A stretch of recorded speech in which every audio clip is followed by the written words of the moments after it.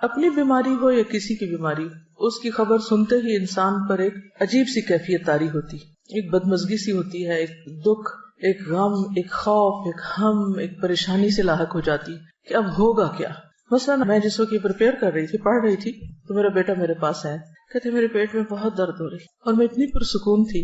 میں نے اسے 1-2 سجیشن دی، ایسا کر لو، ایسا کر لو، ایسا کر لو، اور اس کے بعد میں بالکل مطمئن تھی. دنیا میں جو بھی کچھ ہوتا رہے، آپ خود پرسکون رہنا سیکھیں، اور وہ صرف اور صرف قرآن و سنت کی تعلیم ہی سے ہو سکتا ہے. تو ہر بیماری اور ہر تکلیف کی کوئی وجہ ہوتی ہے، اس سے ہمیں اپنی غلطیوں کو جاننے سمجھنے کا بھی موقع ملتا ہے، اور اللہ سبحانہ وتعالیٰ ہمیں اس کے ذریعے بہت کچھ سکھاتے ہیں اگر ہم عبرت کی نگاہ رکھیں اور واقعی ہم کچھ سبق سیکھنا چاہیں. پھر یہ کہ ہم مزید کئی چیزیں سیکھتے بھی ہیں. جب بیماری آتی ہے تو پھر آپ اس کے علاج کے لیے ڈاکٹرز کے پاس جاتے ہیں، آپ کی ملاقاتیں ایسے ایسے لوگوں سے ہوتی ہیں جو عام طور پر ممکن نہیں. مجھے اپنی بیماری کے دوران انتہائی پڑھے لکھے اور مختلف طرح کے لوگوں سے ملنے کا اتفاق ہوا. تو جب بھی میں کسی نئے ڈاکٹر کے پاس، بہت لرنڈ شخص کے پاس جاتی، تو میں سوچتی کہ کیا اس بیماری کے بغیر میں اس سے ملاقات کر سکتی تھی؟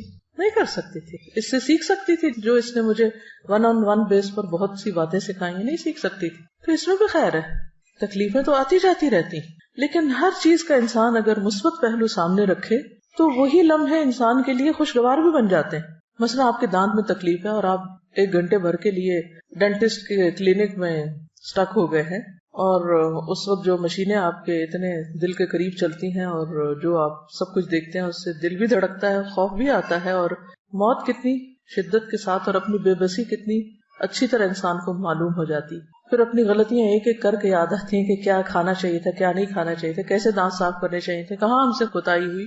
اور پھر یہ ہے کہ مرنے کے بعد اور آخرت میں، اور انسان وہاں ایسا غور و فکر کرتا ہے کہ جو آپ اپنی مصروف روزمرہ کی زندگی میں کر ہی نہیں سکتے، کسی صورت میں نہیں کر سکتے. اسی طرح جب آپ مختلف کلینکس پہ جاتے ہیں تو بعض اوقات آپ ورسٹ کیسز دیکھتے ہیں. گھر میں رہ کے تو آپ ہی بیمار بنے ہوئے، لیکن باہر جاتے ہیں آپ دیکھتے ہیں کہ ہم سے زیادہ کس تکلیف اور مصیبت میں لوگ، تو اپنی تکلیف کم لگتی ہے اور شکر ادا ہوتا ہے. یعنی پھر انسان تکلیف پر شکر ادا کرنا سیکھتا ہے. اسی طرح لامتناہی فوائد ہیں. اگر آپ ان فوائد پہ غور کرنا چاہیں اور آپ ان کو جاننا چاہیں، ان سب پر غور کا فائدہ یہ ہوگا کہ آپ کے اندر ایک عجیب اطمینان اور ایک شکر کی کیفیت پیدا ہوگی اور آپ پرسکون ہو جائیں گے. آپ نے دیکھا ہوگا ایک شخص فوت ہوتا ہے تو دوسرا اس کے فوت ہونے کی خبر سن کے ہارٹ اٹیک میں فوت ہو جاتا ہے. ایسی خبریں بھی آپ نے پڑھی ہوں گی. تو چھوٹے چھوٹے غم اور تکلیفیں جو انسان پہ آتی رہتی ہیں، یہ انسان کو مضبوط بھی کرتی ہیں اور بڑی خبریں سننے کا ایک حوصلہ بھی پیدا کرتی ہیں. اور ایک نبأ عظیم بڑی خبر تو ہے ہی ہم سب کے سامنے،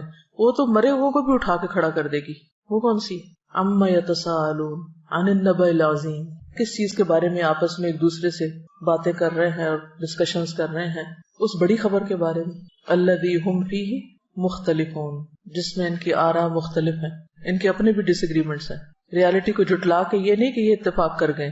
کلا سیعلمون ثم کلا سیعلمون، ہرگز نہیں، عنقریب یہ جان لیں گے کہ حقیقت کیا تھی، پھر ہرگز نہیں، ضرور یہ جان لیں گے، انہیں چل جائے گا پتا کہ اصل حقیقت کیا تھی. تو ہم سب بھی جتنا اس دن کو بھلائیں، جتنا بھی ڈینائی کریں، لیکن بہت جلد ہم میں سے ہر ایک کو اس کی اصل حقیقت پتہ چل جائے گی. چھوٹی چھوٹی بیماریاں دراصل اس بڑی بیماری کی تیاری کا ایک حصہ بھی ہو سکتی. تو بہرحال بیماری انسان کے گناہوں کو بھی دور کرتی ہے، اللہ کی رضا کا بھی سبب بنتی ہے، کیونکہ منافق کو نہیں پتا ہوتا بیماری کیوں آئی اور کیوں چلی گئی، لیکن مومن جو ہے اس کے لیے بیماری میں بہت سارے سبق ہوتے ہیں. اور پھر اگر کسی کی بیماری کی خبر آپ سنتے ہیں، کسی عزیز پیارے کی، تو پھر آپ کے دل میں اگر ایک تڑپ اٹھتی کہ میں اس کے لیے کچھ کر سکوں، اس کی عادت کا آپ کے دل میں جذبہ آتا ہے، اس عادت پر کتنا زیادہ اجر ہے. اس کے بارے میں ایک حدیث آپ کے سامنے رکھوں گی. ابو اشعث کہتے ہیں کہ وہ دوپہر کے وقت مسجد دمشق کی جانب روانہ ہوئے. جامع دمشق بہت مشہور مسجد ہے، یعنی شام سیریا میں دمشق کے اندر ہی بہت بڑی، یعنی سینٹرل ماسک، اور یہ اس وقت سے ہے. راستے میں حضرت شداد بن اوس رضی اللہ عنہ سے ملاقات ہو گئی. صحابی ہیں، تو گویا دور صحابہ میں وہ مسجد آباد ہو چکی تھی. ان کے ساتھ سنابحی بھی تھے، نام ہے. میں نے پوچھا کہ اللہ تعالیٰ آپ پر رحم فرمائے، کہاں کا ارادہ ہے، کہاں جا رہے ہیں؟ انہوں نے فرمایا کہ یہاں ایک بھائی بیمار ہے، اس کی عیادت کے لیے جا رہے ہیں. چنانچہ میں بھی ان کے ساتھ چل پڑا. اچھا آپ جا رہے ہیں تو میں بھی ثواب کو مانوں. جب وہ دونوں اس کے پاس پہنچے تو اس سے پوچھا کہ کیا حال ہے. اس نے بتایا کہ میں نے اچھے حال میں صبح کی ہے. قال اصبحت بنعمت، ہیں بیمار لیکن کیا کہہ رہے ہیں؟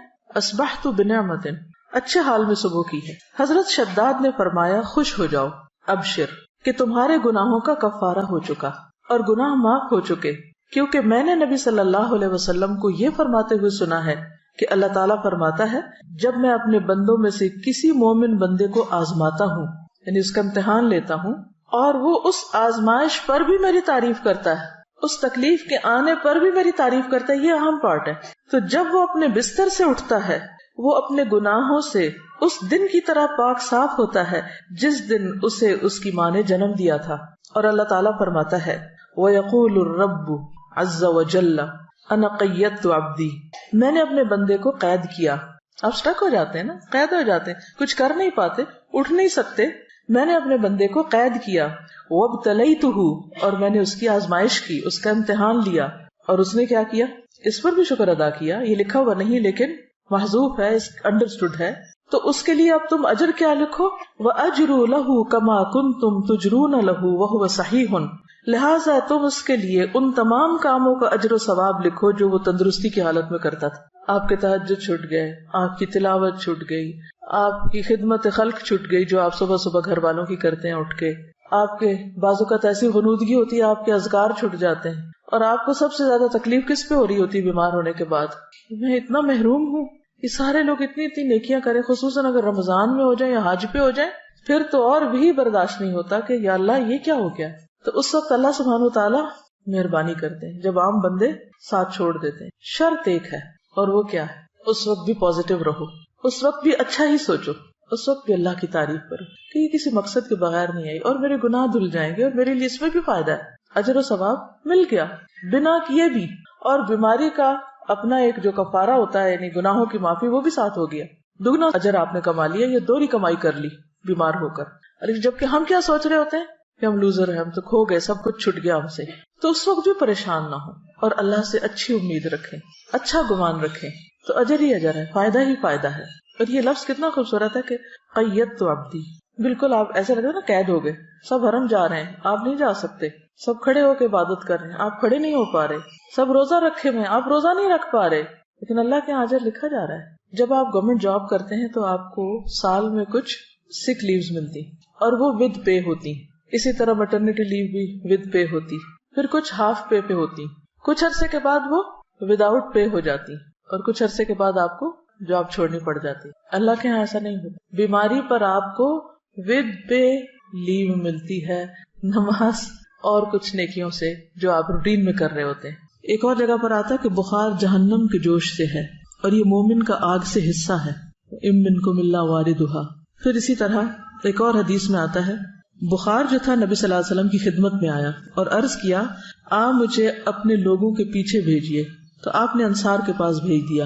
ان کے ہاں 6 دن رہا، 6 دن رات، اور ان پر بخار بہت سخت واقع ہوا، بہت زیادہ بخار آیا ان کو، بخار ان کے گھروں میں گھس گیا، تو انہوں نے آپ سے شکایت کی۔ اس پر رسول اللہ صلی اللہ علیہ وسلم نے ان کے ایک ایک گھر اور ایک ایک کمرے میں جانا شروع کر دیا اور ان کے لیے عافیت کی دعا فرمائی۔ آپ صلی اللہ علیہ وسلم جب لوٹ رہے تھے تو ایک عورت آپ کے پیچھے آئی، اس نے عرض کیا، قسم اس ذات کی جس نے آپ کو حق کے ساتھ مبعوث کیا ہے، میں انصار میں سے ہوں، میرے والد بھی انصار میں سے ہیں، جیسے آپ نے انصار کے لیے دعا کی ہے میرے لیے بھی کیجیے۔ آپ نے فرمایا، کیا چاہتی؟ اگر چاہو تو میں تمہارے لیے دعا کروں کہ تم بخار سے محفوظ رہو، چاہو تو برداشت کر لو اور تمہیں جنت ملے گی۔ اس نے کہا، میں صبر کروں گی اور جنت کو خطرے میں نہ ڈالوں گی۔ تو کچھ لوگ ایسے ہوتے ہیں کہ جو بیماری کو بہت صبر کے ساتھ اور اجر کی نیت سے برداشت کر جاتے۔ اس کے مطلب نہیں کہ انسان بیماری میں دعا نہ مانگے یا کسی کو دعا کے لیے نہ کہہ سکتا ہے، لیکن یہ یاد رکھے کہ اگر جتنا عرصہ اس کے لیے بیماری ہے یا بیماری میں مبتلا ہے وہ اس کے لیے اجر کا ذریعہ بن رہی ہے۔ نبی صلی اللہ علیہ وسلم نے فرمایا، خوش ہو جاؤ، مومن کے مرض کو اللہ تعالیٰ کفارہ اور اپنی رضا کا سبب بنا دیتے ہیں، اور فاجر، نافرمان، گناہگار، اس کا مرض ایسا ہے جیسے اونٹ کہ اس کے مالک نے اسے باندھ دیا اور اس کے بعد چھوڑ دیا، اسے نہیں خبر کیوں باندھا اور اسے نہیں پتا کیوں چھوڑا، بخار کیوں آیا اور کیوں گیا۔ وہ حدیث بھی یاد رکھیے کہ رسول اللہ صلی اللہ علیہ وسلم ام صائب کے ہاں تشریف لائے۔ آپ نے فرمایا، اے ام صائب، تجھے کیا ہوا، تم کانپ رہی ہو؟ جیسے ملیریا ہوتا ہے نا۔ اس نے عرض کیا، بخار ہے، اللہ اس میں برکت نہ کرے۔ آپ نے فرمایا، بخار کو برا نہ کہو، کیونکہ بخار بنی آدم کے گناہوں کو اس طرح دور کرتا ہے جس طرح بھٹی لوہے کے میل کچیل کو دور کر دیتی ہے۔ عبداللہ کہتے ہیں کہ میں رسول اللہ صلی اللہ علیہ وسلم کی خدمت میں حاضر ہوا. آپ اس وقت تیز بخار میں تھے. میں نے عرض کیا یا رسول اللہ آپ کو تیز بخار ہے؟ فرمایا ہاں مجھے تم میں سے 2 آدمیوں کے برابر بخار ہے. آپ کی بیماری عام لوگوں کے مقابلے میں دگنی ہوتی تھی کیونکہ آپ کے لیے اجر بھی زیادہ تھا. میں نے عرض کیا کہ اس سبب سے آپ کو دوہرا اجر ملے گا؟ فرمایا یہی بات ہے. جس مسلمان کو کانٹا چبھنے کی یا اس سے زیادہ کوئی تکلیف پہنچتی ہے اللہ تعالیٰ اس کے ذریعے اس کے گناہوں کو اس طرح دور کر دیتا ہے جس طرح درختوں سے پتے خزاں کے موسم میں. بخار مانگنا نہیں ہے لیکن آ جائے تو پریشان نہیں ہونا، گھبرانا نہیں، برا بلا نہیں کہنا. اور آپ کو پتا ہے کہ اس میں کئی بیماریوں سے شفا بھی ہے. جب بخار ہوتا ہے نا تو دراصل ہمارے اندر کے گندے مادے جو ہوتے ہیں وہ جل رہے ہوتے ہیں. وہ ایک کلینزنگ کا عمل ہوتا ہے اور عام طور پر یکایک شدید قسم کی ڈوز دے کر اس کو ٹھنڈا کر دیا جاتا ہے. جو گال بلیڈر میں وہ سٹونز بنتے ہیں، ایک حکیم صاحب نے مجھے بتایا تھا کہ وہ جب بخار کے ذریعے کچھ مادے اکٹھے ہو رہے ہوتے ہیں کچھ آرگنز میں، جب ایک دم آپ ٹھنڈا کرتے ہیں تو وہی مادے سٹون بن جاتے ہیں اور پھر وہ مزید بیماریوں کا سبب بنتے ہیں. ایک اور حدیث ہے حضرت ابو سعید خدری رضی اللہ عنہ سے مروی ہے کہ ایک آدمی نے نبی صلی اللہ علیہ وسلم سے پوچھا کہ ہمیں جو بیماریاں لگتی ہیں یہ بتائیے کہ ان پر ہمارے لیے کیا ہے. نبی صلی اللہ علیہ وسلم نے فرمایا یہ بیماریاں گناہوں کا کفارہ بن جاتی ہیں. ہم سب گناہ کرتے ہیں جانے انجانے، بعض چیزوں کا تو ہمیں پتہ ہی نہیں کہ ہم غلط بھی کر رہے ہیں کیونکہ علم ہی نہیں ہوتا کہ یہ غلط ہے. کچھ عرصے بعد پتہ چلتا ہے تو توبہ استغفار شروع کرتے ہیں. یہ کیسی جہالت ہے، پتہ ہی نہیں تھا کہ یہ نہ کرنے والا کام ہے. بہرحال حضرت ابی بن کعب رضی اللہ عنہ نے عرض کیا اگرچہ بیماری چھوٹی ہی ہو، چھوٹی سی بیماری ہے کوئی، تب بھی؟ نبی صلی اللہ علیہ وسلم نے فرمایا ہاں اگرچہ ایک کانٹا ہی چبھ جائے یا اس سے بھی کم.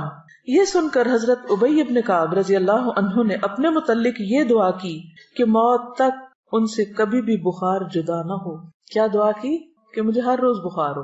اور یہ کون ہے دعا کرنے والے؟ ابی بن کعب، عالم صحابی ہیں، کاتب وحی ہیں، لیکن وہ ایسا بخار ہو کہ حج اور عمرہ، جہاد فی سبیل اللہ اور فرض نماز با جماعت میں رکاوٹ نہ بنے. میرے یہ کام نہ چھوٹے، ویسے بے شک بخار چڑھا رہے. چنانچہ اس کے بعد انہیں جو شخص بھی ہاتھ لگاتا ان کا جسم تپتا ہوا ہی محسوس ہوتا حتیٰ کہ ان کا انتقال ہو گیا. وہ لوگ اپنے قول کے پکے تھے. ہم لوگ ایک وقت میں ایک بات کرتے ہیں یا اللہ ایسا ہو جائے، اور جب وہ ہو جاتا ہے تو پھر ہم سب گھبرا اٹھتے پر کہتے ہیں یا اللہ ایسا کیوں ہوا اور ایسا نہ ہو. تو اس لیے جو بھی دعا مانگے سوچ سمجھ کے مانگے اس چیز کو جسے آپ نبھا سکیں. لیکن عافیت کی دعا بہرحال اللہ تعالیٰ کو بہت محبوب ہے. اپنے لیے عافیت ہی مانگے، مگر عافیت مانگنے کے باوجود بھی کچھ نہ کچھ تکلیف آ ہی جاتی ہے. اصل سبق جو سیکھنے کا ہے وہ یہ کہ جب تکلیف آ جائے تو اس وقت آپ کا رویہ کیا ہونا چاہیے. بیماری میں مومن کا رویہ، اصل چیز جو کاؤنٹ کرتی ہے وہ کیا ہے کہ ہم کسی بات یا کسی موقع پر کیسے ریئیکٹ کرتے ہیں. ہم کیا کرتے ہیں؟ لِيَبْلُوَكُمْ أَيُّكُمْ احسن عملا. اور یہ احسن عمل صرف نماز کا خشوع نہیں دیکھا جا رہا، وہ تو اپنی جگہ ہے.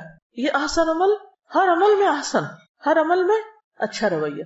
آپ دیکھیے کہ اگر اس بات پر انسان پورا اتر جائے تو جنت بھی ہے اس کے لیے، لیکن دنیا میں بھی کتنا سکون ہو جائے.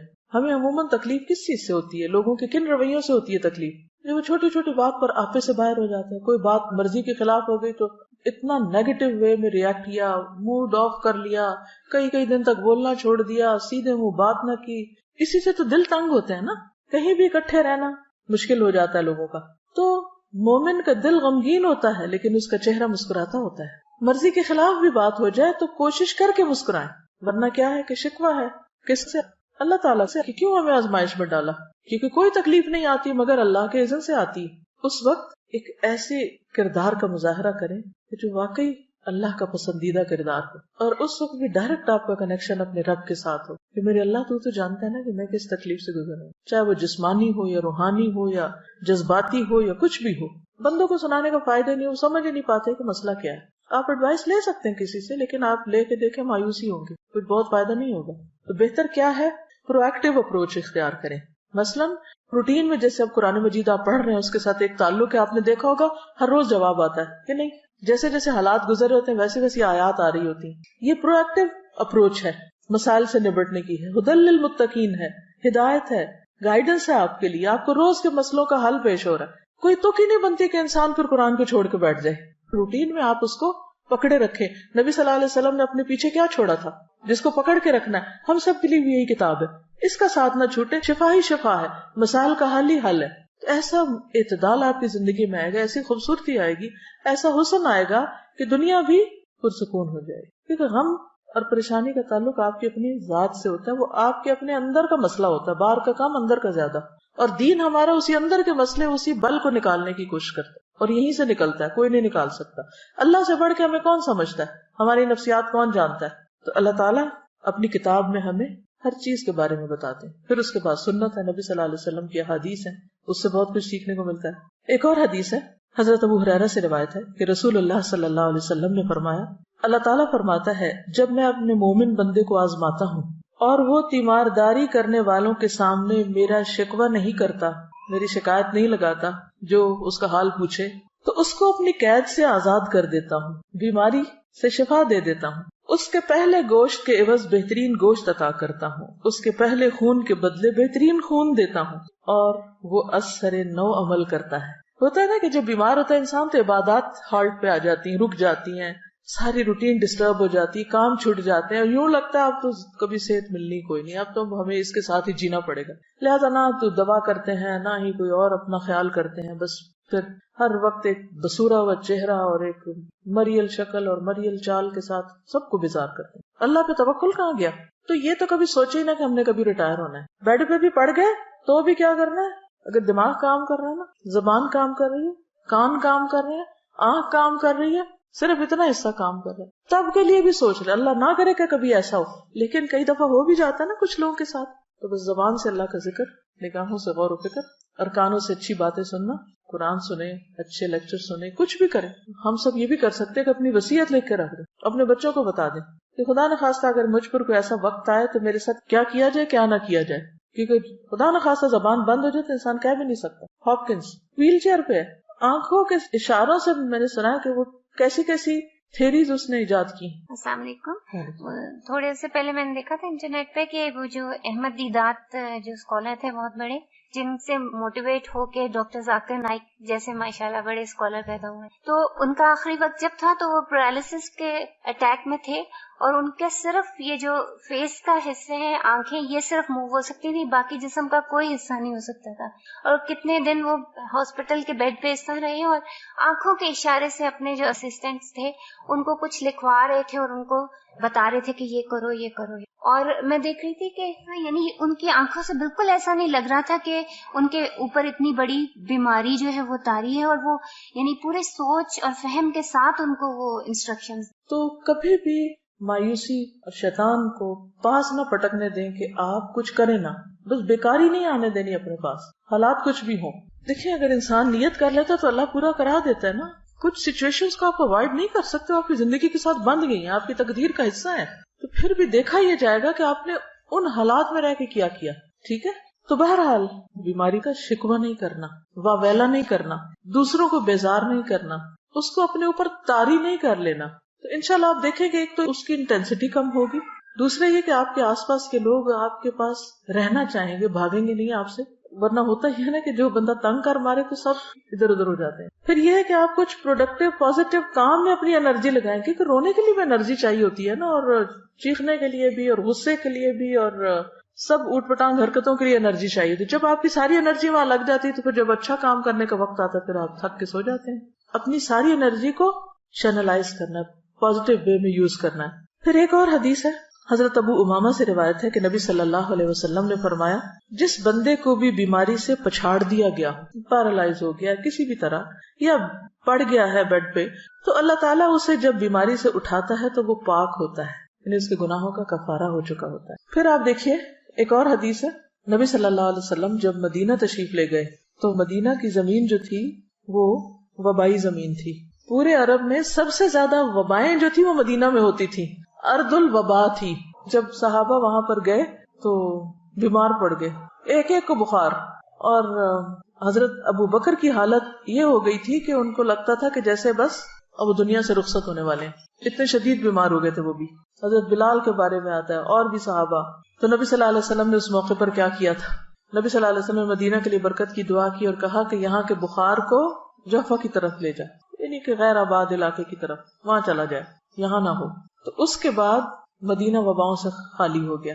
عن عائشہ رضی اللہ عنہا قالت لما قدم رسول اللہ صلی اللہ علیہ وسلم المدینہ بعث أبو بكر وبلال فكان أبو بكر إذا أخذته الحمى يقول كل امرئ مصبح في أهله والموت أدنى من شراك نعله، وكان بلال إذا أقلع عنه الحمى يرفع أقيرته يقول ألا ليت شعري هل أبيتن ليلة بواد وحولي إذخر وجليل، وهل أردن يوما مياه مجنة وهل يبدون لي شامة وطفيل. قال اللهم لعن شيبة بن ربيعة وأتبة بن ربيعة وأمية بن خلف كما أخرجونا من أرضنا إلى أرض الوباء. ثم قال رسول الله صلى الله عليه وسلم اللهم حبب إلينا المدينة كحبنا مكة أو أشد، اللهم بارك لنا في ساعنا وفي مدنا وصححها لنا وانقل حماها إلى الجحفة. قالت وقدمنا المدينة وهي أوبأ أرض الله. قالت فكان بطحان يجري نجلا تعني ماء آجنا. بخاری. حضرت عائشہ فرماتی ہیں جب اللہ کے رسول صلی اللہ علیہ وسلم مدینہ تشریف لائے تو ابو بکر صدیق رضی اللہ تعالیٰ عنہ اور حضرت بلال رضی اللہ تعالیٰ عنہ کو بخار آ گیا. پھر ابو بکر کو جب بخار چڑھتا تو وہ یہ شعر پڑھتے گھر میں اپنے صبح کرتا ہے ہر ایک فرد بشر، یعنی ہر شخص اپنے گھر میں صبح کرتا ہے اور موت اس کی جوتی کے تسمے سے بھی نزدیک تر ہوتی ہے. یعنی وہ اپنے آپ کو کیا سمجھتے کہ اب موت میرے بہت قریب ہے. یعنی کہ یہ پڑھنے کا مطلب کیا تھا کہ اب میں نہیں بچتا. کبھی آپ کے ساتھ ایسا ہوا کہ آپ کو بخار ہو یا کوئی بیماری لگے اور آپ سوچیں کہ اب تو میں مر ہی جاؤں؟ یہ بہت ایک نیچرل سی فیلنگ ہے، ہر شخص اس کیفیت سے گزرتا ہے، کچھ زیادہ کچھ کم، لیکن یہ خیال صحت کی حالت میں کم آتا ہے اور بیماری کی حالت میں زیادہ آتا ہے. تو حضرت ابوبکر نے بھی اپنے انہی جذبات کا اظہار کیا کہ ہر شخص اپنے گھر میں صبح کرتا ہے اور موت اس کی جوتی کے تسمے سے زیادہ قریب ہوتی ہے. اور بلال کا بخار جب اتر جاتا تو وہ رو کر بلند آواز سے یہ پڑھتے. یوں لگتا ہے نا کہ جیسے کوئی ملیریا کی قسم کا بخار تھا کہ چڑھتا ہے اور اترتا ہے. تو رو کر بلند آواز سے یہ شعر پڑھتے کاش پھر مکہ کی وادی میں رہوں، کیونکہ ہجرت کر کے مدینہ آئے تھے. کاش پھر مکہ کی وادی میں رہوں ایک رات، سب طرف اگے ہوئے ہوں وہاں جلیل اذخر نبات. اذخر ایک گھاس ہوتا ہے جس میں خوشبو ہوتی ہے اور وہ اپنے مردوں کو دفن کرتے ہوئے ان کے ساتھ بھی رکھتے تھے، اور جلیل بھی اسی طرح گھاس کی قسم. اور پیوں پانی میں جنہ کا جو ہے آب حیات. یہ مکہ سے چند میل کے فاصلے پر مر الزہران کے قریب ایک مقام ہے، اسے سوق حجر بھی کہتے ہیں. وہاں پر یہ پانی تھا، یعنی وہاں کا پانی ہوتا ہے نا، کچھ چشمے مشہور ہو جاتے ہیں اچھے پانی. کاش پھر دیکھوں میں شامہ اور طفیل. یہ مکہ سے 30 میل کے فاصلے پہ 2 پہاڑ ہیں، تو ان کا ذکر. وہاں پہاڑوں کے بھی نام ہوتے، جیسے کسی پہاڑ کا نام لیجیے، جبل ابو قبیس، اور جبل کعبہ، جبل احد، جبل عیر، جبل نور جس میں غار حرا ہے. تو بہرحال یہ 30 میل دور پہاڑوں کے نام ان کو معلوم ہے اور ان کو یاد کر کے رو رہے ہیں. مکہ تو مکہ ہے. اچھا، یہ جو جبل احد ہے یہ مدینہ کے ایک طرف ہے، اور اس کے بالکل اپوزٹ سائڈ پر جہاں سے وہ شروع ہوتی ہے نا، اس کی ذوالحلیفہ کے پاس، اگر کبھی آپ جائیں وہاں احرام پہنتے ہیں دوبارہ عمرہ کرنے کے لیے، تو عیر اس کے قریب ہے. اب جہنم کے پہاڑوں میں سے بہت عجیب سا پہاڑ ہے، دیکھ کے ایک وحشت ہوتی ہے. کالے رنگ کا پہاڑ ہے جبل احد، لال رنگ کا ہے، جیسے لال اینٹوں کا رنگ ہوتا ہے نا، اسی قسم کا. اور عیر اس کے اپوزٹ. تو اس کو میں دیکھتی اور آنکھیں بند کرتی، دیکھتی اور آنکھیں بند کرتی کہ یا اللہ تو محفوظ رکھنا اور یہ نہ ہمیں دکھانا. کیونکہ تپتی دھوپ کے اندر وہ کالے رنگ کا پہاڑ، اور پہاڑ کی بھی یوں چوٹی نہیں ہے، اوپر سے ایسے اسٹریٹ سا ہے، عجیب سا لگتا ہے دیکھ کے. تو یہ جہنم کے اندر ہوگا. اصل میں اللہ تعالیٰ نے دنیا میں انسان کو کچھ ایسی چیزیں دکھائی کہ جس سے وہ اپنے ان گھروں کو بھی یاد کر لے. ہوتا ہے نا کہ ہم جنت تو نہیں دیکھ سکتے، جہنم تو نہیں دیکھ سکتے، لیکن جب یہ کہا جاتا ہے کہ یہ ٹکڑا جنت کے ٹکڑوں میں سے ہے، یا پہاڑ جنت کے پہاڑوں میں سے ہے، یا یہ دریا جو ہے وہاں سے جاری ہوئے ہیں، اور یہ جہنم کی وادی میں سے ہے، تو پھر وہ ایک عجیب طرح کی فیلنگ آتی ہے جو خالی سنتے رہنے سے نہیں آتی، دیکھنے سے ایک اور بات بنتی ہے. تو بہرحال حضرت بلال جو تھے وہ یہ شعر پڑھا کرتے تھے اور کہا کہ اے میرے اللہ، شیبہ بن ربیعہ اور عتبہ بن ربیعہ اور امیہ بن خلف، ان مردودوں پر لعنت کر جنہوں نے ہمارے ملک سے ہمیں نکال کر وبا کے ملک میں دھکیل دیا. مدینہ کیا تھا؟ وبا کا ملک. رسول اللہ صلی اللہ علیہ وسلم نے یہ سن کر فرمایا، یا اللہ، مدینہ بھی ہم کو مکہ کی طرح یا اس سے بھی زیادہ محبوب بنا دے، یعنی ہمیں مدینہ سے بھی محبت دے دے یا مکہ سے بھی زیادہ دے دے. یا اللہ، ہمارے سا اور مد میں برکت دے دے، پیمانے ہیں. اور مدینہ کی ہوا صحت بخش کر دے. یہ جملہ غور کیجیے، مدینہ کی ہوا صحت بخش کر دے. اور وہاں کا بخار جوہفہ میں لے جا. جوہفہ بھی میقات پر ہے. حضرت عائشہ فرماتی ہیں ہم جب مدینہ میں تھے تو سارے ملکوں سے زیادہ وبا وہاں تھی. پھر فرمایا کہ مدینہ میں بطحان ایک نالا تھا، اس میں بہت ہی تھوڑا بدمزہ اور بدبودار پانی بہتا رہتا تھا، لیکن جب اللہ کے رسول صلی اللہ علیہ وسلم نے وہاں کے لیے دعا کی تو بہت سی نعمتیں وہاں پر اللہ تعالیٰ نے عطا کی. اور یہاں آپ نے جو دعا کی نا بہت دلچسپ ہے کہ مدینہ کی ہوا صحت بخش کر دے. مدینہ کی ہم کہتے ہیں نا ایئر میں کچھ ہے، ایسے بولتے ہیں نا عام طور پہ، جیسے مکہ جاتا ہے نا تو ایک دم فلو ہونے لگتا ہے یا کچھ، ہم کہتے ہیں یہ ایئر میں ہے، بس آپ کو چمٹنا اس نے کہیں بھی جا کے پکڑ لینا ہے. اسی طرح آپ نے بھی دیکھا ہوگا کہ جب کوئی شخص ایک خاص علاقے میں رہ کر بیماری ہوتا چلا جائے تو عموماً کیا کہتے ہیں، جگہ تبدیل کریں. تو پھر جو ہی جگہ تبدیل کرتا ہے بیماری چلی جاتی ہے. آپ نے بھی شاید اس کا پرسنلی ایکسپیرینس کیا ہو، ایک جگہ پہ رہ کے آپ کو مثلا کسی کو خارش لگ جاتی ہے، کسی کو کوئی اور، کسی کو نیند نہیں آتی، کسی خاص علاقے میں الرجیز ہوتی ہیں، تو وہ اس الرجی کے موسم میں وہ پولن ہوا میں ہی ہوتا ہے نا، پھر وہاں سے وہ چلے جاتے ہیں تو وہ ٹھیک ہو جاتے ہیں. دوسری جگہ وہی لوگ ہوتے ہیں بالکل ٹھیک ہوتے ہیں، کچھ بھی نہیں ہوتا ان کو. تو ہوا بھی اللہ کے حکم پہ مامور ہے، اس کو حکم ملتا ہے، اور یہ ساری چیزیں ہم دیکھیں معلوم نہیں کیا کچھ ہمارے آس پاس کر رہی ہوتی. تو اس حدیث سے ایک تو دعا کی فضیلت بھی پتہ چلتی کہ انسان کو دعا مانگنی چاہیے. اب ایک وبا آ گئی ہے کسی ملک میں تو ہم ٹھیک ہے ویکسینیشن بھی کریں اور بھی بہت سی احتیاطی تدابیر کریں، لیکن اس کے ساتھ ساتھ دعا کریں کہ اللہ تعالیٰ یہاں کے موسم کو اچھا کر دے. سردیوں میں جب عموماً فلو اور کھانسی اور خشک کھانسی تو ہم کیا کہتے ہیں، سب کیا ہے، بارش نہیں ہوئی نا تو یہ سب بیماریاں ہیں. تو بچپن میں سمجھ نہیں آتی کہ بارش سے بیماری کا کیا تعلق ہے. بڑے بزرگ یہی کہہ رہے ہوتے ہیں نا اس دفعہ بارش نہیں ہوئی تو یہ اور یہ مسئلے ہو گئے، بہت زیادہ چیز پھیل گئی ہے. تو بارش بھی پاک کرتی ہے موسم کو. کس کو صاف کرتی ہے زیادہ؟ ہوا ہی کو صاف کرتی ہے، جس کو ہم اپنے پانی سے نہیں صاف کر سکتے. دوسری حدیث ہے، یہ بھی بخاری کی. عبداللہ بن عباس سے روایت ہے کہ عمر بن خطاب عوام کے حالات سے باخبر ہونے کے لیے شام کی طرف روانہ ہوئے. کون سی جگہ ہے شام؟ اس میں فلسطین، شام، اردن، یہ سب کچھ شامل تھا. ٹھیک ہے، شام صرف موجودہ شام نہیں. جب بھی شام کا لفظ آئے نا تاریخ کی کتابوں میں تو ساتھ ہی یہ بات یاد رکھیں کہ شام سے مراد فلسطین، اردن، موجودہ شام، یہ سب علاقے اس میں آتے ہیں. وہ خود کہاں رہتے تھے حضرت عمر؟ مدینہ. تو وہاں سے ٹریول کر کے شام جا رہے تھے. کیوں جا رہے تھے؟ لوگوں کو ملنے کے لیے، لوگوں کے حالات جاننے کے لیے. ٹھیک، یعنی سرکاری دورے پر. جب سرغ میں پہنچے، ایک شہر کا نام ہے، تو لشکر کے سردار ابو عبیدہ بن جراح اور ان کے ساتھیوں سے ملاقات ہوئی. وہ وہاں پر تعینات تھے. تو انہوں نے خبر دی کہ شام کے ملک میں وبا شروع ہو گئی ہے، طاعون پھیل گیا تھا. ابن عباس کہتے ہیں کہ عمر رضی اللہ تعالیٰ عنہ نے یہ سن کر مجھ سے کہا اگلے مہاجرین کو بلا لو. تو میں نے انہیں بلایا. عمر نے ان سے مشورہ کیا اور ان سے بیان کیا کہ وہاں طاعون شروع ہو گیا. اگلے مہاجرین سے مراد کون ہے؟ سابقین، یعنی کہ جو درجے میں بلند ہیں یا ہر جگہ جن سے مشورہ کیا کرتے تھے، جو اسلام میں سبقت لے گئے تھے. تو انہوں نے اس سے اختلاف کیا حضرت عمر کی رائے سے. کوئی کہنے لگا ہم ایک ارادے سے نکلے ہیں، اب طاعون سے ڈر کے واپس چلے جائیں، یہ ہمیں مناسب معلوم نہیں ہوتا. کسی نے کہا آپ کے ساتھ وہ بڑے بڑے صحابہ ہیں جو باقی رہ گئے ہیں اور ان کی زندگی قیمتی ہے، ہم مناسب نہیں سمجھتے کہ آپ انہیں لے کے وبا کے ملک میں چلے جائیں، وہ بھی سارے ختم ہو جائیں گے. یعنی چند سینئر صحابہ ہیں. عمر نے کہا اچھا اب تم جاؤ، میں نے تمہاری رائے سن لی. پھر انصار کو بلایا. حضرت عمر نے ان سے مشورہ کیا. انہوں نے بھی مہاجرین کی طرح اختلاف کیا. کوئی کہنے لگا آگے بڑھو، کسی نے کہا لوٹ چلو. یعنی لوگوں کا اوپینین مختلف تھا. کوئی کہتا تھا نہیں جائیں گے، کوئی کہتا تھا نہیں واپس. اچھا، ایک بات ہی کہ صحابہ بہت سچے لوگ تھے. جو ان کے دل میں ہوتا تھا وہ ان کی زبان پہ، جو ان کی رائے ہوتی تھی وہ بے لاگ ہوتی تھی کہ یہ ٹھیک ہے یا نہیں ہے. پھر کہا یہاں قریش کے کچھ بوڑھے لوگ ہوں گے تو ان کو بلا لو، یعنی ان مہاجرین میں سے جنہوں نے مکہ فتح ہونے سے پہلے یا فتح مکہ پر ہجرت کی تھی. میں نے انہیں بلایا. انہوں نے ایک زبان ہو کر یہی رائے دی کہ آپ کا واپس جانا ہی مناسب ہے، واپس جائیں، اور وبائی ملک میں لوگوں کو لے جا کر پڑاؤ ڈالنا مناسب نہیں. یہ سنتے ہی حضرت عمر نے کیمپ میں منادی کرا دی کہ میں صبح کو اونٹ پہ سوار ہو کر مدینہ کی طرف لوٹوں گا. صبح ایسے ہی ہوا. عمر ساتھیوں کے ساتھ مدینہ کی طرف لوٹ چلے. ابو عبیدہ بن جراح کہنے لگے کیا اللہ کی تقدیر سے بھاگتے ہو عمر، واپس جا رہے ہو؟ عمر نے کہا اگر یہ کلمہ کوئی اور کہتا تو میں اسے سزا دیتا. ابو عبیدہ بن جراح جو تھے بہت سینئر صحابہ میں سے تھے، امین الامہ کہلاتے ہیں. تو ان کی بات کو انہوں نے سنا اور صبر حوصلے سے سنا. جواب میں کہا ہم اللہ کی تقدیر سے بھاگتے ہیں، مگر کدھر بھاگتے ہیں؟ اسی تقدیر کی طرف.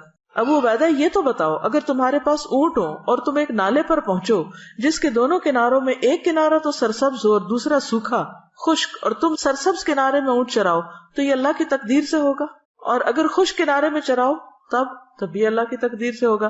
بہرحال تقدیر سے تو نہیں نکل سکتے. ابن عباس نے کہا اس کے بعد ایسا ہوا کہ عبد الرحمن بن عوف آئے. وہ ان مشوروں میں شریک نہیں تھے, کام کاج کے لیے کہیں گئے ہوئے تھے. انہوں نے یہ سب باتیں سن کر کہا میرے پاس تو اس مسئلے میں دلیل موجود ہے, تم لوگ آپس کی باتیں کر رہے ہو, میرے پاس ٹیکسٹ ہے, نص ہے. میں نے رسول اللہ صلی اللہ علیہ وسلم سے سنا.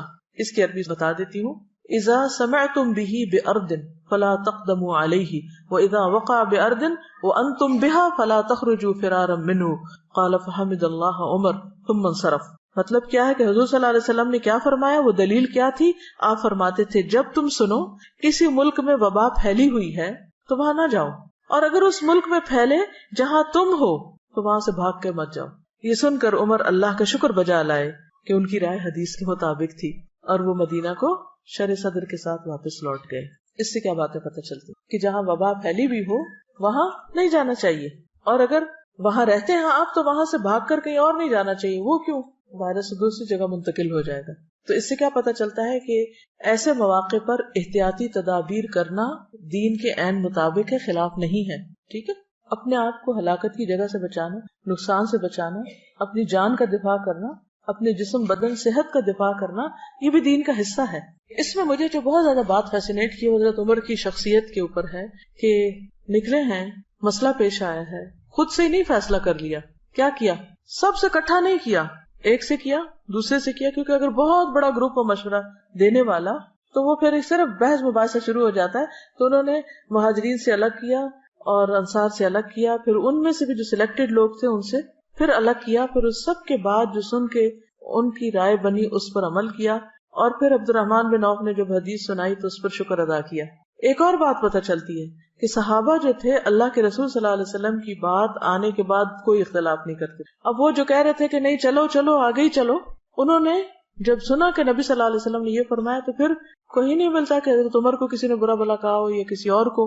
ورنہ تو ہمارے یہاں کیا ہوتا ہے, اگر کسی نے کوئی ایسا فیصلہ کر لیا تو ساری زندگی اس کو تانے دیے جاتے ہیں کہ تم نے کیا کیا, تم بزدل فلاں موقع پہ بھاگ گئے تھے. بعض اوقات سارے لوگ کچھ کہہ رہے تھے, ایک شخص کی رائے بڑی صائب ہوتی. تو یاد رکھیں کہ بعض اوقات کسی معمولی انسان کی رائے جو ہے وہ اتنی صائب ہوتی ہے کہ بڑے بڑے عقل مند پیچھے رہ جاتے. اس سے اللہ تعالیٰ یہ بھی دکھاتا ہے کہ تم عقل کل نہیں ہو, اور سارا علم تمہارے ہی پاس نہیں ہے, اور ساری سمجھ کے مالک صرف تم نہیں ہو, کوئی اور بھی ہو سکتا ہے. اس لیے بھی ضروری ہے کہ کوئی معمولی درجے کا شخص ہو یا کوئی بہت اعلیٰ, دونوں کو توجہ دی جائے. میں نے ایک روایت سنی تھی, مجھے نہیں معلوم اس کا کیا درجہ تھا کیا نہیں, بہت چھوٹی تھی جب سے یہ بات سنی تھی کہ اگر آپ کسی شخص کی کنگھی استعمال کریں گے تو آپ اور اس کے درمیان اختلاف پڑ جائے گا. مجھے اس بات میں ایک حکمت نظر آئی, چاہے اس کی کوئی شرعی دلیل یا کوئی طبی دلیل نہ بھی ہو, لیکن بات یہ ہے کہ کنگھی ایک پرسنل یوز کی چیز ہے. بعض لوگوں تو گھر میں ایک کنگھا رکھا ہوتا ہے, برش, سارا گھرانہ اسی سے کر رہا ہوتا ہے. ایک آیا وہ شیشے کے آگے کھڑا ہو گیا, دوسرا آیا اسی نے خوب لڑتے ہیں آپس میں. لڑائی کس لیے ہوتی ہے کہ اس میں ایک یہ حقیقت ضرور ہو سکتی ہے کہ ایک میلا چھوڑ گیا, ایک نے بال اس میں چھوڑ دیے, پھر وہ گما دی, اٹھائی یہاں سے رکھی کہاں, تو وہ پھر یہ چیزیں لڑائی کا سبب بن جاتی ہیں. اس میں کئی اور اسباب ہو سکتے, ضروری نہیں کہ وہ اس کے اندر کچھ گھس جاتا ہے جو لڑنے کے قابل بنا دیتا ہے بندے. پھر اسی طرح حضرت عقبہ بن عامر سے روایت ہے کہ نبی صلی اللہ علیہ وسلم نے فرمایا, دن بھر کا کوئی عمل ایسا نہیں ہے جس پر مہر نہ لگائی جاتی ہو. یعنی وہ ایک طرح سے ریکارڈ ہو رہا ہے, سیو ہو رہا ہے ڈیٹا سارا. چنانچہ جب مسلمان بیمار ہوتا ہے تو فرشتے بارگاہ الہی میں عرض کرتے ہیں کہ پروردگار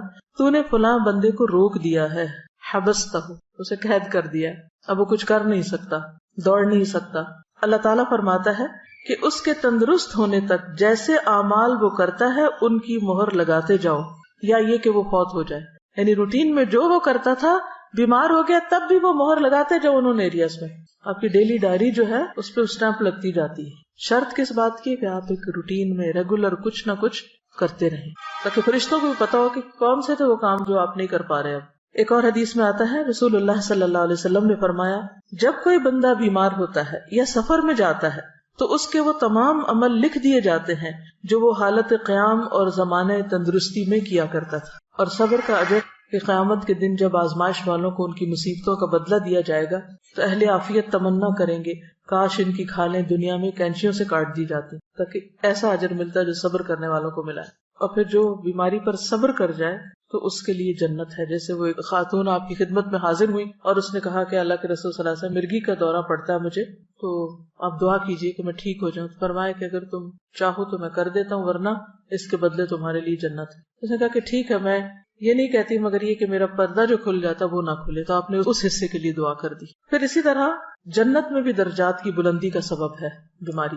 محمد بن خالد اپنے دادا سے، جنہیں نبی کریم صلی اللہ علیہ وسلم کی صحبت کا شرف حاصل تھا، یعنی صحابی تھے، وہ نقل کرتے ہیں کہ ایک دن وہ اپنے کسی مسلمان بھائی سے ملاقات کے ارادے سے نکلے عیادت کے لیے.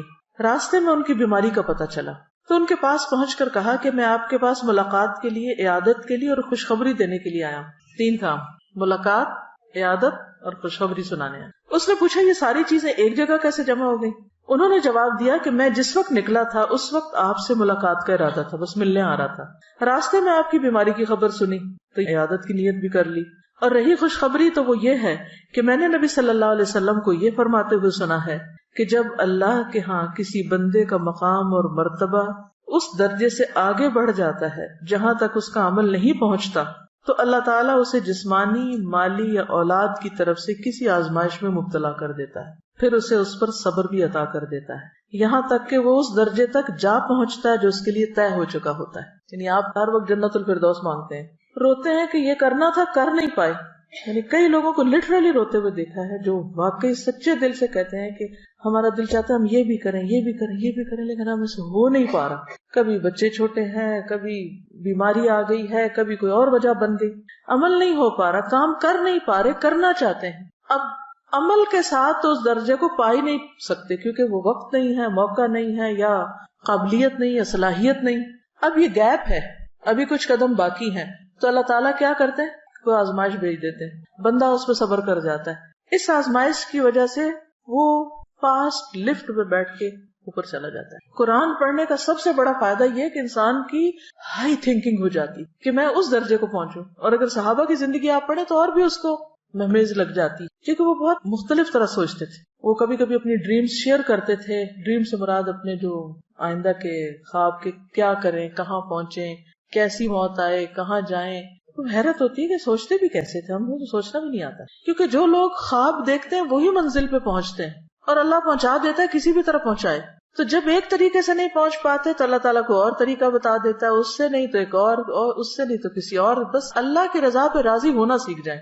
لیکن یہ سب ہوگا اگر آپ کی تھنکنگ پازیٹو ہوگی، ہوپ فل رہیں گے. جب مایوسی آنے لگے کہیں میرے لیے ناممکن، اللہ کے لیے سب ممکن، وہ کر سکتا، وہ کرے گا. تو اس لیے بس مانگتے رہا کریں، سوچتے رہا کریں، آگے بڑھتے رہا کریں. آپ سمجھے کہ اللہ تعالیٰ نے کام کے ذریعے نہیں، بیماری کے ذریعے مجھے اوپر لے کے جانا ہے اگر میں نے صبر کیا. اب بے چھوڑیں، اللہ کی رضا پہ راضی ہو جائیں. وہ دکھ تکلیف تو ہوگی مگر راضی، یا اللہ میں راضی. تو انشاءاللہ آپ دیکھیں گے کہ وہ جو اندر کا ایک سکون ہے وہ نہیں ڈسٹرب ہو، اسے برقرار رکھنا ہے. اچھا، اس کا مطلب یہ نہیں کہ کوئی بیماری آئے تو علاج ہی نہ کرے. علاج اور کوشش اور اس پر جو مال لگتا ہے یا ایفرٹ لگتی ہے وہ بھی اجر کا باعث ہے، کیونکہ اللہ نے کوئی بیماری نہیں اتاری جس کے لیے شفا نہ اتاری ہو. تو شفا کا حصول جو ہے اور اس کی کوشش جو ہے، وہ کوشش بھی باعث اجر اور اللہ کے حکم پر عمل کرنا ہے. دیکھیے دین کے سارے معاملات میں اصل چیز اطاعت ہے. کیوں نہیں ہے کہ اچھا ابھی تو کہا گیا تھا کہ اگر کوئی بیمار ہوگا تو اتنا اجر ہے، تبھی کہا جا رہا ہے دوائی لے لو، تو میں کیوں دوائی لوں؟ نہیں، یہ بھی اللہ ہی کا حکم ہے. وہ صبر بھی اللہ کا حکم تھا، وہ شکر بھی اس کا حکم تھا، یہ دوا کھانا بھی اللہ کا حکم ہے. ٹھیک ہے نا. پھر اسی طرح یہ ہے کہ دوا کے علاوہ دعا، انی مسنی الضر وانت ارحم الراحمین. ابراہیم علیہ السلام نے کہا تھا وَإِذَا مَرِضْتُ فَهُوَ يَشْفِينِ. اور اپنی زبان میں دعا. اب یہ نہیں کہ جو ابراہیم علیہ السلام نے کہا وہ ایوب علیہ السلام نے کہا، ہر ایک نے اپنی اپنی بات کی جو ان کے دل میں آئی. پھر اللہ نے غذائیں جیسی پیدا کی ہیں اس کو بھی. رسول اللہ صلی اللہ علیہ وسلم نے فرمایا بخار جہنم کی گرمی کا اثر ہوتا ہے، اس لیے آب زمزم سے ٹھنڈا کرو. لہٰذا بخار کے مریضوں کو اگر دوا کے طور پر آب زمزم پلائیں تو انشاءاللہ ان کو فائدہ ہوگا. ٹھیک ہے. اور اگر آب زمزم کو کسی چھوٹے سے پیالے میں رکھ لیں اور کچھ روئی یا کپڑے کے اوپر اسپرنکل کر